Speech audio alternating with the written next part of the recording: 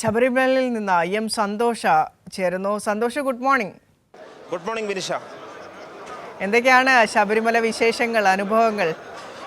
വിനിഷ, ശബരിമലയിൽ വൻ തീർത്ഥാടക തിരക്കാണ് അനുഭവപ്പെടുന്നത്. ഈ സീസണിലെ ഏറ്റവും ഉയർന്ന തിരക്കാണ് ഇന്നലെയും ഇന്നുമായി ഇപ്പോൾ ശബരിമലയിൽ ഇന്നലെ എത്തിയ തീർത്ഥാടകരുടെ എണ്ണം 1,05,000 ആയിരുന്നു. അത് വലിയ നമ്പറാണ്. ഇന്നും രാവിലെ മുതൽക്ക് തന്നെ നല്ല തിരക്കാണ് അനുഭവപ്പെടുന്നത്.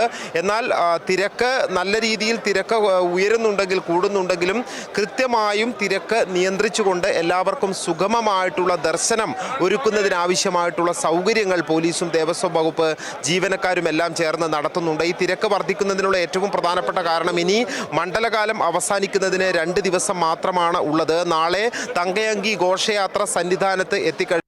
ഈ ദിവസത്തിനകം ഈ മണ്ഡലത്തിൻ്റെ അവസാന നാളുകളിൽ പരമാവധി ദർശനത്തിനായി എത്തുന്നതിന് വേണ്ടിയാണ് തീർത്ഥാടകർ ശ്രമിക്കുന്നത്. അതുകൊണ്ട് തന്നെയാണ് സന്നിധാനത്ത് വലിയ തിരക്ക് അനുഭവപ്പെടുന്നത്. അതേസമയം മണ്ഡല പൂജയെ വരവേൽക്കാൻ, തങ്കയങ്കി ഘോഷയാത്രയെ വരവേൽക്കുന്നതിനായി സന്നിധാനം പൂർണ്ണമായും സജ്ജമായിട്ടുണ്ട്.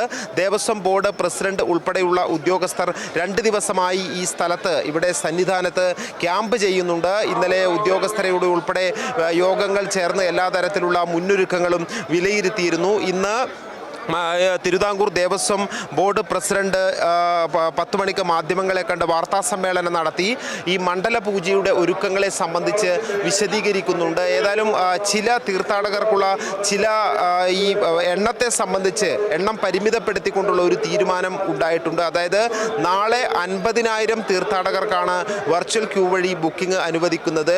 മണ്ഡല പൂജാ ദിവസമായ മറ്റന്നാൾ 60,000 തീർത്ഥാടകർക്കുമാണ് ഈ വെർച്വൽ ക്യൂ വഴിയുള്ള ബുക്കിംഗ്. 2 ദിവസങ്ങളിലും 5,000 വീതമാണ് സ്പോട്ട് ബുക്കിങ്ങും അനുവദിച്ചിട്ടുള്ളത്.